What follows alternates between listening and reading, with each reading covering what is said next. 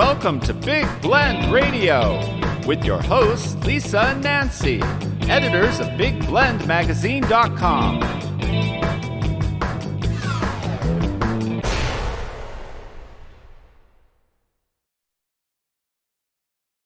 Hey, everybody. Welcome to Big Blend Radio's Nature Connection show. We air this show every fourth Friday, and then, we have a lot more that we do on Nature Connection, too. It just kind of happens because we're kind of passionate about parks and nature, the environment, and also what we can do about climate change. And normally this show, we have Nancy, my mom and co-host, but right now we're putting out our new Vacation Station magazine issue that'll be out, a bumper issue of spring and summer. Margot Carrera will be back next month. And she is an amazing nature photographer who is on the show with us every fourth Friday as well. But I encourage everyone to go to nationalparktraveling.com because we're going to be talking about parks today. And our site, we travel full-time. Nancy and I do this across the country, documenting parks and public lands, not just national parks, all parks, including state parks. And that's what we're talking about today. Second annual California State Parks Week is coming up June 14th through 18th, 2023, and California has one of the most amazing systems of parks. It's a huge state, and the parks in it are just as diverse as the people, the cultures, and also the biodiversity in regards to flora and fauna. And so I'm excited about it because I want you all to get out there. There's amazing parks, and we can do things to protect the parks and learn more. And we have an amazing person joining us, Jessica Carter.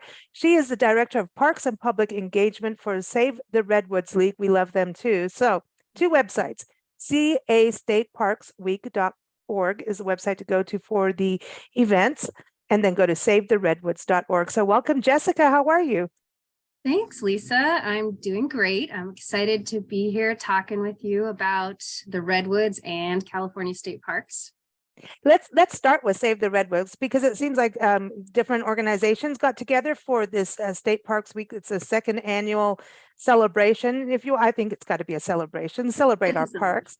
Yeah. We're going to learn, celebrate, and also clean up, right? We're going to do some cleaning up too. But Save the Redwoods League. Sam Hodder has been on our show a couple times over the years, and I'm so glad to have you on because I think it's something really iconic that we save these trees, learn about them. You guys are doing so much in regards to saving land. It's really connected to our state parks, right? Yes, definitely. So Save the Redwoods League is a California conservation organization that protects and restores the redwood and giant sequoia forests and connects people to their peace and beauty. So we've been around for a while. The organization was established in 1918, and then a couple of years after we were formed, we helped to establish the California State Parks system. So we have almost 100 years of partnering with state parks in a variety of ways. And my work, which I love and I feel so fortunate to do, is all about improving the parks and delivering programs that are really inspiring to visitors and welcome them into a variety of experiences. So we are just honestly delighted to be partnering with state parks on California State Parks Week. It really fits right in our wheelhouse of what we've been doing together for many, many years. And so Save the Redwoods League is a presenting partner along with California State Parks Foundation and Parks California. And it's been great. And we love the foundation. Years ago, I was saying before we were recording that, we stood up against they were going to close some parks down in California. We're like, oh, heck no, you ain't doing that. And, the foundation really stood up about, no, we cannot close parks. And I think state parks have been threatened a couple times, serious. I know there's always a threat to parks. And I think that's what's so good about getting people into the parks and having these kind of weeks. And you're doing it in Outdoors Month, June, which is perfect, right? Is that once people get to a park and connect, then they understand the importance of saving them and why they need to be open and why accessibility, even if we have wilderness areas, the accessibility for families is important. Yeah, stewardship is certainly part of the reasons that we're doing California State Parks Week. And I think in general, too, parks are so essential to our collective health and well-being. All of us as individuals are a little bit better off when we get outdoors and spend time in nature. And then it's also really a great contributor to healthy, thriving communities. And so, that's certainly one of the foundational reasons for doing California State Parks Week. And, kind of building on that as well, inclusive access is what it's all about. People like to experience the parks in different ways. And I think that's a little bit of what you're speaking to as well, that whether it's to go on a day hike or to go have a barbecue with friends or family, these parks are for all of us. And so that's certainly part of what we're doing with this week. Well, I love it too. Actually, we're recording this during and it'll air at the end of National Park Week, which runs April 22nd through 28th. And this airs on the last day of National Park Week. And the state parks, actually, when we talk about the redwoods, are connected to the national parks, right? Because the Redwood National Park, and it's like 1 minute you're in the state park, 1 minute you're in the Redwood National Park, right? Yeah. There is Redwood National and State Parks up on the north coast of California, and it is jointly managed by the National Park Service, that's Redwood National Park, and California State Parks. There's numerous park units of the state parks up there too. So yeah, that's actually a great example of partnership and action, and different agencies thinking creatively about how to do what's best for the landscape, for the forest. But you touched on something that, California State Parks Week is certainly modeled after National Parks Week, which has been really successful at promoting and getting people out there to enjoy their parks. And it's also really well aligned with the Outdoor Access for All initiative that's supported by Governor Newsom. So there's a few things that are forming and feeding into this week in June.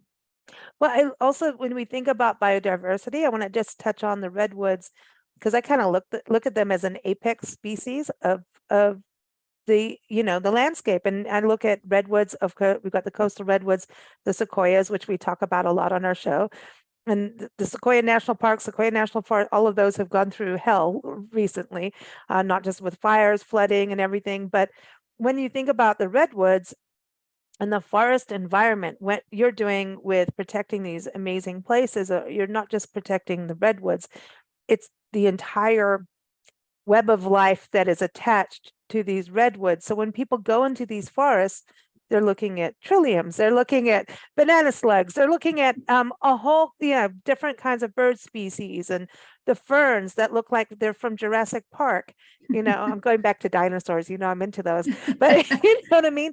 And then you've got to look at the, Native American indigenous people that were there, eons ago, and still in different communities that relied upon the forest, that kind of worked with the land, right? And so there's this cultural connection that I think is so cool that you're doing with the California State Parks Week, that we can understand people in the landscape from ancient times to present times. Definitely. These forests are iconic, and they only exist in California.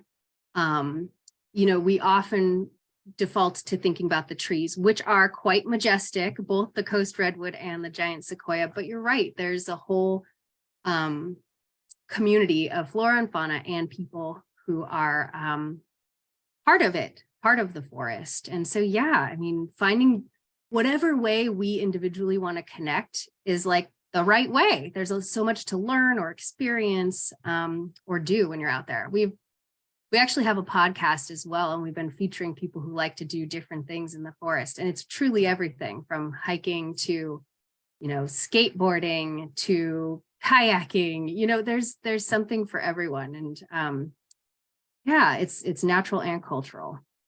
I love that. And with the State Parks Week, I think what's also cool is, people can travel through California as visitors and locals, right? And start to go into these parks and realize that the state park system of California is insanely diverse in regards to, like, you can go to Jamestown, you can go to Railroad 1850. Oh, I'm going to get the name of the actual.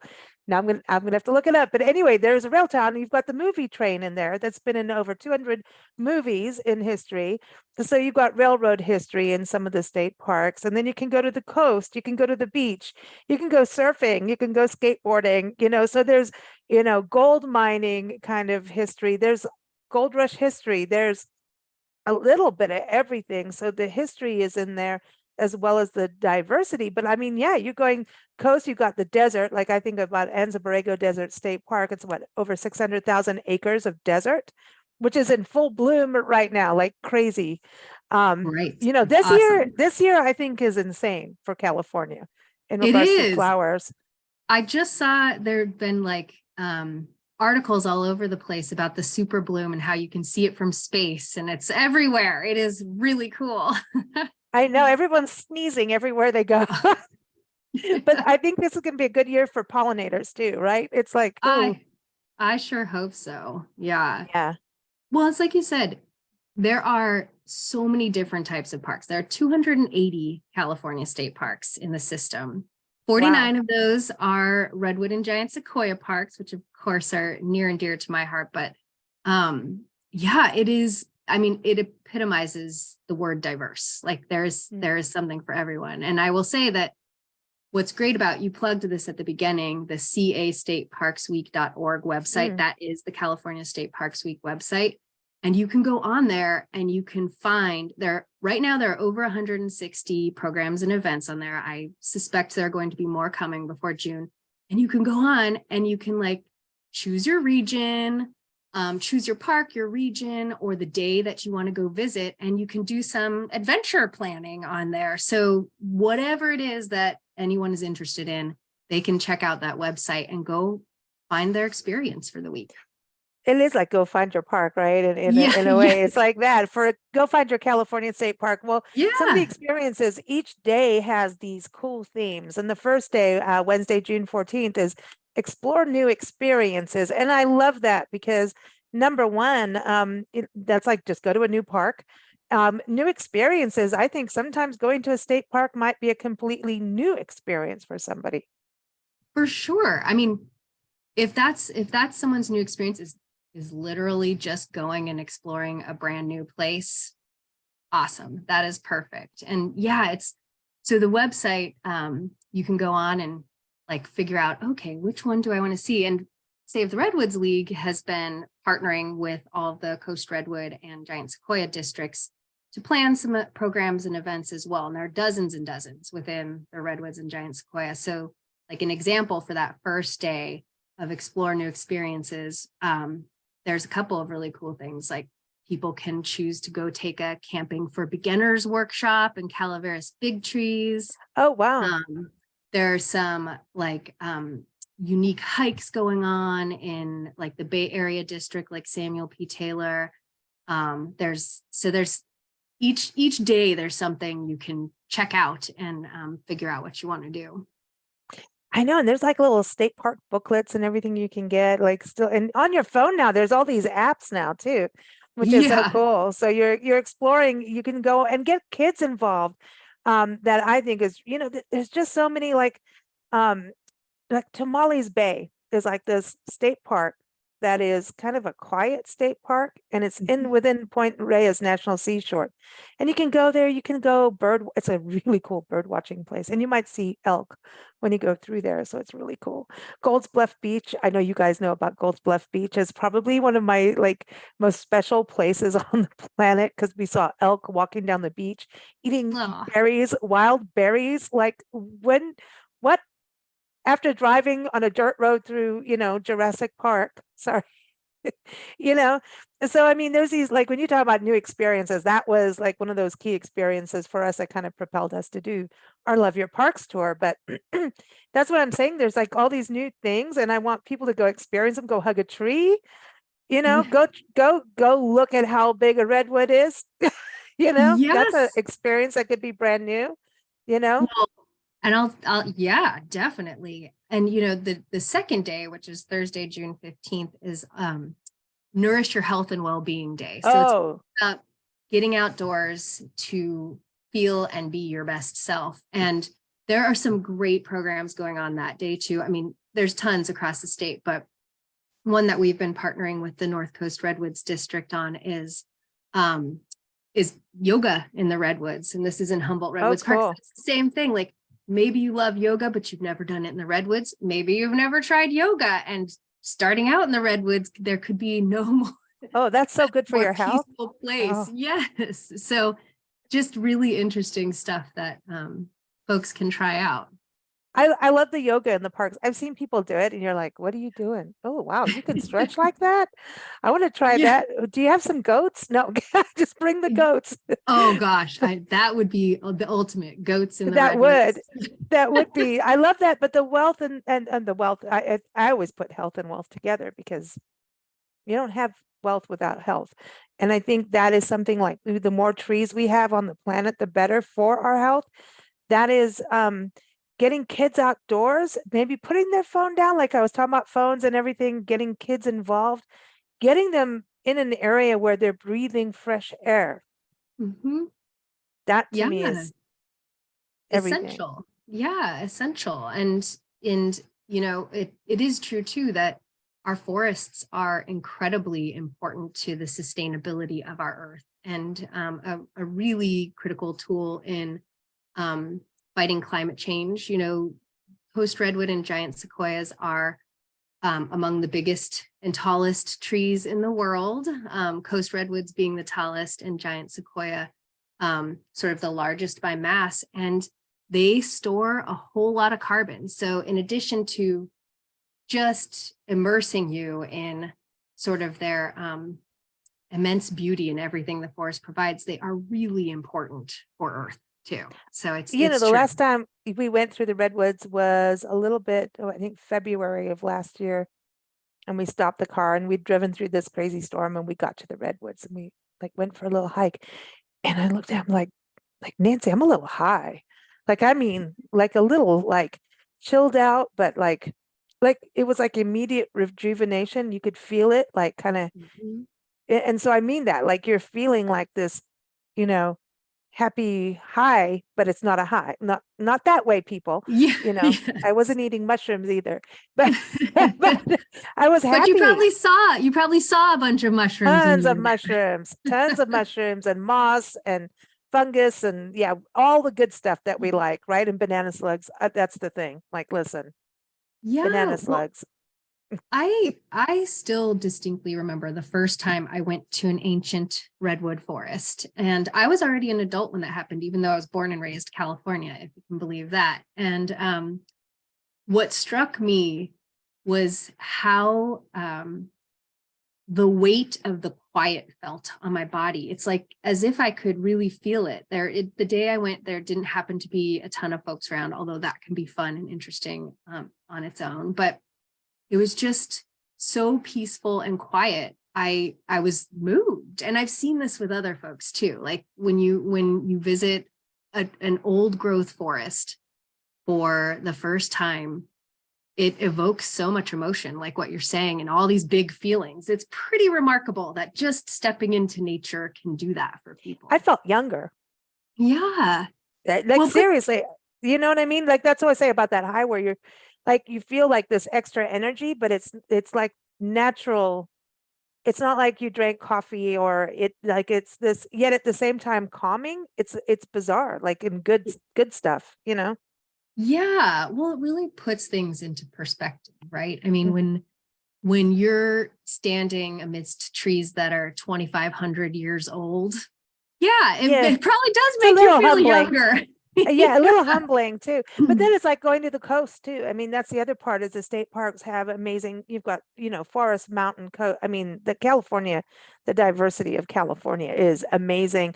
One thing I do want to touch on is the theme for Friday, June 16th, support climate resilience. I think this is really an important thing. I know there in Pismo State Beach, there's Let's Talk Pollinators. I think that's incredible because that is an area known for monarch butterflies, right? That whole region, the central, and then whales. And I mean, anyway, there's a lot going on there. That Yeah. Central Coast is, oh, it's beautiful. Yes. No, and I think, that is, of course, a really important theme in this week. And each park, different parks are finding creative ways of making it tangible and actionable. Like all of us, parks play an important role in climate resilience, and so do we as individuals and communities. And so I know there are a couple in, again, the giant sequoia and coast redwoods as well, along with all across the state. And, one up at Calaveras Big Trees in the giant sequoia is about fire in the forest. So there's been, the giant sequoia, the ancient giant sequoia are severely threatened right now, the forests, because of wildfire, and not the good wildfire that they are accustomed to and love, but the wildfire that has actually destroyed a number, almost 20% of ancient giant sequoia. So there's an opportunity to go on this hike with park staff and to learn about fire and learn about the ways that parks and agencies and Save the Redwoods League too are working to combat that risk, to work on fuels reduction and to protect the forest. So it's like a great way that people can learn about the actionable steps that people are taking to protect our landscapes. Right. So just another, I think that it's, and making it like digestible, and I think when you're hopeful. there, when you're there and you can actually see and experience it, it becomes more than the drama that you see on TV. Yes. You know what I mean? Yes. The drama on TV, everybody argues, has crazy opinions until you go out and you're actually there. I think it really helps to I think Sequoia National Park was one of the first parks we started on our tour. But I mean, we've done a lot of national parks, but Sequoia National Park, I think it was park number 3 or 4. And we'd been there a little bit before, but we went back in and really we were with Park Ranger Dana Dirks. She's in the Forest Service now, but we went in and went through the Giant Forest Museum first. And the Giant Forest Museum, I always say, go to the visitor center as much as you can first, get that background knowledge. So when you're hiking, you understand what you're seeing. And it was one of the first parks I saw that really addressed climate change. And this is we're talking about 2012 we did this. And I think even then, I mean, we were bringing up that topic, but they being up so high, and also the smog from what was going down below, they were addressing this, but in such a way that people could, it's not opinionated, let's put it that way. Parks do an amazing job, whether it's community, county, state, national, of interpreting what we are all dealing with in a way that is just informative, and if you feel caused to move and do something towards something, you can. I wholly agree. I think that the interpretation, education, the experience that comes from park rangers and professionals is so amazing. I mean, we're really fortunate to be able to partner with them and something like California State Parks Week, where it puts them front and center. I mean, this is what they do. They are the rock stars of the parks. And a lot of the people, the professionals you're talking about, a lot of them are studying, and they'll be out on the forest day and night. They're in the rain while we're all cozy. They're doing it. They are doing it. Yes, they are legit. They're legitly, they're doing it. Celebrate community and culture is the theme for June 17th, which we've kind of touched on, but I think it's important to explain that we are looking at the cultures that have been touched on, because our whole thing of doing the Love Your Parks tour is about getting the communities to connect with their parks, because it's really important in regards to preserving the parks, making sure they're funded, but also understanding the people's connection, because I think if we don't understand our connection, we may not value as much.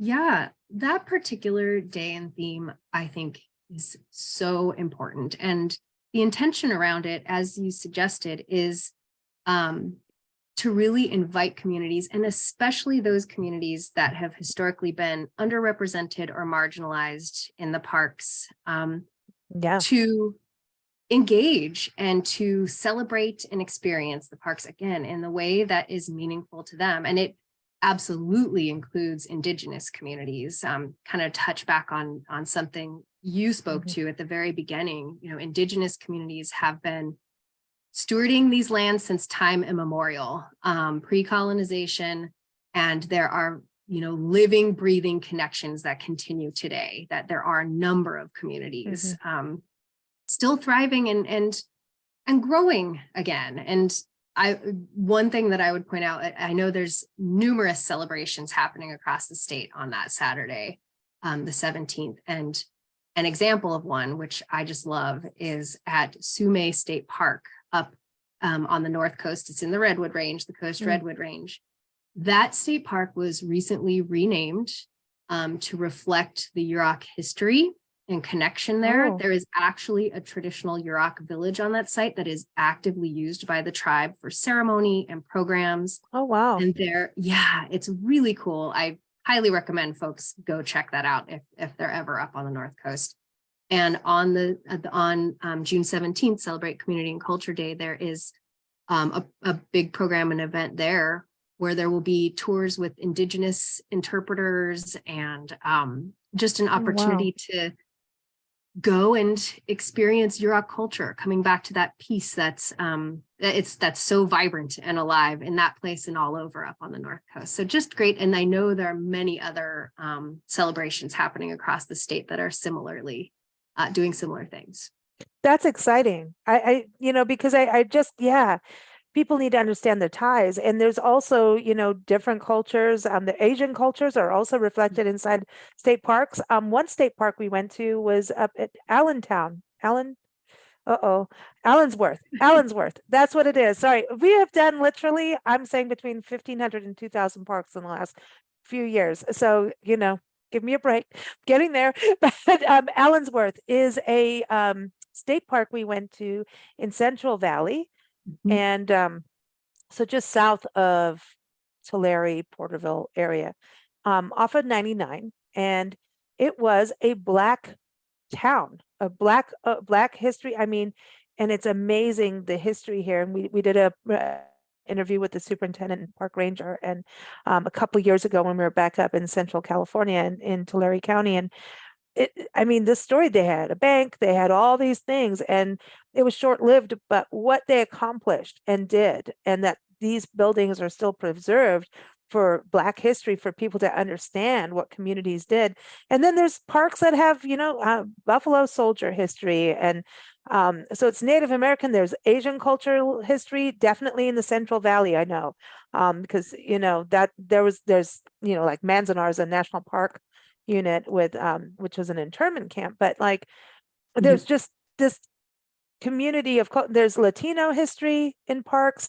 So I really wanted people to understand the cultural connections that tie to your roots. You'll find them I agree. And Allensworth, I actually think that there is at least one, if not more, Juneteenth celebrations going on that weekend too, as part of California. Oh, that's right. Yeah, and I can't recall if I was trying to real time look. I can't recall if it's at Allensworth or elsewhere, but yes, you're exactly spot on. Yeah, that's an amazing story there. It really is. And families still go there. Like when we were talking to the park rangers, families still go there and, see where their ancestors were. And I'm like, wow. And it wasn't that long ago. I'm just saying, but they were out in the middle of nowhere and they needed more commerce. And, so it's, there's all kinds of stories connected. So this is, like I said, I think that this week is happening. It's a second annual one, but I'm excited for this to be like forever because I want people to understand. But the final day is June 18th, Sunday. Again, everyone, the website is castateparksweek.org, so you can plan your adventures there. But this is Care for Our Shared Lands Day, and one of I see it right there. Be the change, see the change. The beach cleanup at Cardiff State Beach, and we used to live out there. It's so beautiful. I love Cardiff, out in San Diego County. It's awesome. Yes. But I think this is a good example of a state park where the community is right there. They are so connected to that park. I mean, that's where the surfers go. But I know the Redwoods too. I mean, we did a whole map once and we have to update it because it went crazy. It was right after COVID happened, COVID, whatever, it's still here, but the major part of the pandemic about community parks, and started doing a map of community parks. And now we've done so many more. It's insane. And this website, within 6 months, we had over 100,000 people attached themselves to this map. Wow. And that's when we realized that's why we are the Love Your Park store, not just national parks. It's like this importance and people really got it. but as we were doing the map, we started to realize, oh, like the Redwoods have these communities right next door, like Joshua Tree, where we used to live out in 29 Palms. Joshua Tree, I could see the entrance from our house, So then how not say Joshua backyard, right? So you start to realize these state parks are actually part of your landscape. And so therefore cleaning it up and actually being part of regular events, I think all of those things, that is, again, one of the most important themes. They're all important.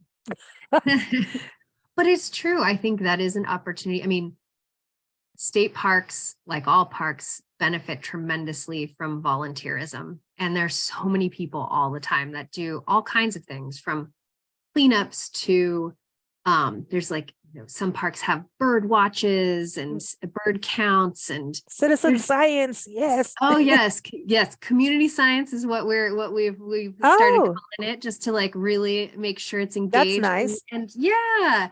So all of this, we've had that with Save the Redwoods League too. There's definitely been some like fern watch and other things we've done over the years within a community science vein. I want to do that. Yeah.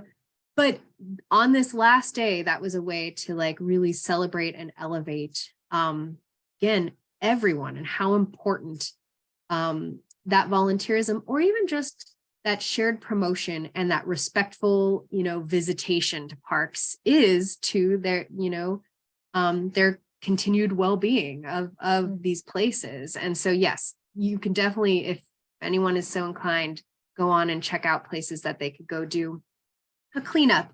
Or I know some parks are having like new volunteer orientation to learn about the different things you could do to get involved in your parks if you have a little extra time. So yeah, I agree with you. It's, they belong to all of us, and there are opportunities for us to all engage in that way too. It's like looking at your home, right? And then going, I got to go do the mowing of the backyard, or, hey, this bird needs an extra nest area that I need to not cut this part of this tree down. I need to do this. Maybe put some water in, for the birds, So I look at, the parks are the extension of our community. It is part of it. And you can't just be a resident. Right. You can't. And you can't be just a resident who complains about something unless you actually get involved. I'm just gonna say, in some way, you've got to get involved. If you want to complain, get involved. That's about right, Well, and it can be really simple too, just responsible recreation in the parks. And that's what Leave No Trace is all about. It's just like, even when you're there having hopefully a really wonderful, inspiring experience, making sure that you stay on trail, packing out your own trash. You might see a little trash on the trail. And I mean, it's awesome if you can just pick that up so that it keeps it from, getting deeper into the ecosystem. So those are little ways that all of us can do that on an everyday basis, anytime we visit. I've learned now too, like watch about your backpacks and your shoes, what you're carrying into parks. And some parks I'm seeing now, they have a thing where you can clean the bottom of your boots, your hiking boots, and just whatever you've been to, especially for us, because we travel nationwide. I mean, what we picked up in Virginia, you may not want, from the Virginia swamps to the redwoods, it may not be a good thing. You may not want that, just saying. It can happen. And so it is about kind of like when you go for a hike, dust off your shoes before you go in. And it's something I always thought was funny. Then I realized and started reading all this stuff. I'm like, I don't want to give the bats this fungus. I don't want to put these plant seeds in here and create the invasive species, pandemic or whatever you want to call it. We don't, so some of those little tiny actions. And then the other thing I think everyone can do very immediately is go to California, go to castateparksweek.org, also savetheredwoods.org. And the one thing we can do is make social media a better, happier place by sharing good stuff like this. So that's an easy thing we can all do right now. Absolutely. And then of course, plan where you're going to go. Right? Oh yeah. Yes. There's definitely can take a look. You can RSVP so the rangers know to expect you. There's, planning ahead is great. What's the next state park you're going to in California? Oh my gosh. Well, How about I tell you, I just got back last week from Humboldt Redwoods State Park Oh, and Fort dude, Humboldt. sorry. So Oh, it's that was beautiful up great. there. Yeah, Oh. but there's actually a state beach right where I live, and I like to go. Well, I actually live in the San Francisco Bay Area, and I like to go walk on it. So Ooh. I don't know. You stumped me. What's the next state park you're going to? Okay, well, right now, as we record and air this, we're in Lubbock, Texas, and we'll be driving to Maryland and doing some kind of state park on our way. So I Okay. know that we'll be at the Chesapeake Bay, literally on the bay where we're going, on the river there. So yes, crossing that bridge, darn bridge, that big bridge that I don't want to cross, but I kind of feel like that's a important thing. Like when you talk about the San Francisco Bay Area and the water out there, the Golden Gate National Recreation Area to me is really amazing. Like Tamales Beach was like a place that I just found this little cove, and I'm like, huh. Santa Rosa, Annandale Trione State Park. They changed the name. That was an amazing hike that we went on a few years ago, at the beginning of our tour, with a friend and his little girl. We did Point Reyes, Muir Woods, and he lives in Santa Rosa. He's a big, nature hike person, whatever, and never been to Muir Woods and never but he took us to Armstrong, redwoods. And so he took us to all these little redwood pockets. So, we forgave him about Muir Yeah. Woods. He's like, dude, I didn't know. And I'm like, yeah, well, that's why we do this. But anyway, Oh, so he took us to Annandale Trione State Park in Santa Rosa, and we saw park rangers on horseback. We're like, no way, but they were checking trails. But as a little girl, there was like little miniature little waterfalls and streams with moss and trillium flowers and forget-me-nots and yes, banana slugs, and just like it was this time of year. The yeah. meadows were all lush, and star flowers were coming out, and she was holding my hand, taking me around. She's like, these are little fairy houses in the flower bells. And I'm like, this is the thing. Like, as we were doing this, I'm like, we need to go on more hikes with kids because they have this imagination and they really see this whole other side of a park area than we do as adults. Somehow we need to go back to that. And so that's what I love about this week is that kids and parents and families and friends get together. And his little daughter, I wrote articles on this. I'm like, it stuck with me forever because it was like, and we were like having this whole conversation about fairies, and then, oh no, the elf will live here. And I know it sounds weird, but it's No, not. It's no, magic land. it And I was is like, this is magical. the next Park Stewart, like she's off to a good start, So, when it comes to California and Anza-Borrego, we used to live out there in Anza-Borrego Desert, you know, California state parks really are amazing. So I don't know about our state park between here and Maryland, but we for sure will be in one. And Yeah, Arkansas has good parks too, state parks. They're one of the few free ones. That's actually kind of unique. There's a few states that do that, and every state is different, but you do pay more for recreation than you do about entrance. You know what I mean? So everyone yeah, balances out different. California, you pay to get in, but you can pay towards a license thing, right? For state yeah. There's parks? often an entrance fee, although not always. And Mhm. then it depends. Like a lot of the programming for California State Parks Week, and even that happens regularly in parks, is free. Like the ranger Nice. programs are free. So sometimes there may be an entrance fee or like a parking fee, but It's so then the cost program fee is effective. It free. is cheaper than going to your local coffee place. Oh yeah, for sure. I'm just For sure. saying, it's the most cost effective thing for families to, and you want to invest into it. So I think that's very cool. But thank you so much, Jessica. It's been a pleasure. I want to go outside now. Next time, let's just do Uy, this sitting out in the forest, okay? I would love Like that. And I would like to just hop in your luggage. You have like the best job. Oh my gosh, I'm it's a learning small so amount of much from luggage, let me you. tell you. I know it's crazy. We are working on our map, everyone. We're getting there.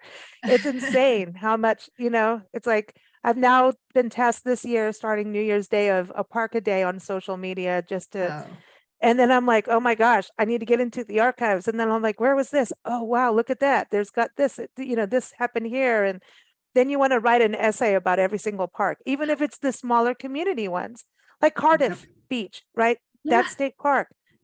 That is actually a really huge thing. It's not a huge park, but people can camp right overlooking the bluff into the water. It's a Yep. surfing spot. It's like a strip, right? But you can still see ice plant. And it's funny because I'm used to ice plant. And then there's people like, I've never seen ice plant. I'm like, what? Like, you know what I mean? Depending on where you're from, you know what I mean? Right. So everything's, different. But they really work hard, even with like different organizations, to keep those bluffs from falling through. And Mhm. so it's what you guys are doing means the world. I think it's very exciting. So everyone's Well, castateparksweek.org, right? yes. And I really want to thank you for what you're doing too. I mean, I Oh, feel like thank now I you. have a whole new resource when I'm like trip planning across the country. So thank you. And thank you for promoting this. I mean, we're all in it Yeah. together, and That's it. it's thank you. I really appreciated the Oh, opportunity. you bet. Everyone go to a park. Go Yes, get your do natural it. high on, right? Do it. Yes. All right. Thanks. And everyone, keep up with us at nationalparktraveling.com. We want to thank Margot Carrera, who's our partner in nature. I want to say nature crime, but there's no crime going on. We're like the, anti that. But she is an amazing photographer, and you can go to her website, carrerafineartgallery.org.